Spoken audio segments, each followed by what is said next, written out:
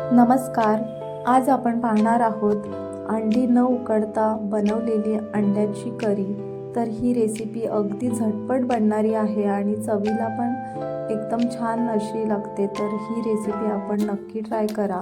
इथे कढईमध्ये 2 चमचे तेल घातले, तसेच 1 चमचा आलं लसूण पेस्ट घालून परतून घेऊयात आणि 1 मोठ्या कांद्याची पेस्ट आता घालून घेतली आहे, ती पण मस्त अशी परतून घेणार आहोत.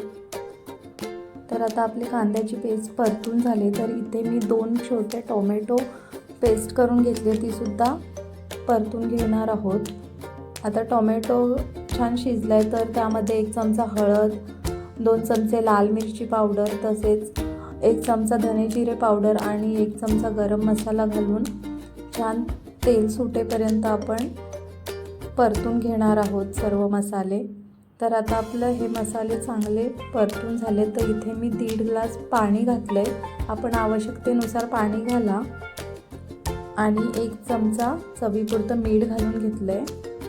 तर आता रश्शाला छान उकळी आली, तर त्यामध्ये आता आपण अंडी फोडून घालणार आहोत.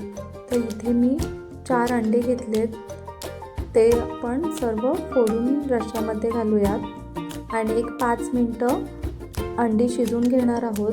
तर आता आपण पाहू शकता आपली अंडी मस्त अशी शिजून तयार आहेत.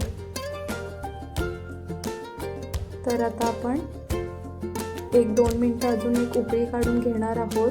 तर अशा प्रकारे आपली अंडा करी तयार आहे. वरून कोथिंबीर घालून सर्विंग प्लेटमध्ये काढून घेऊयात.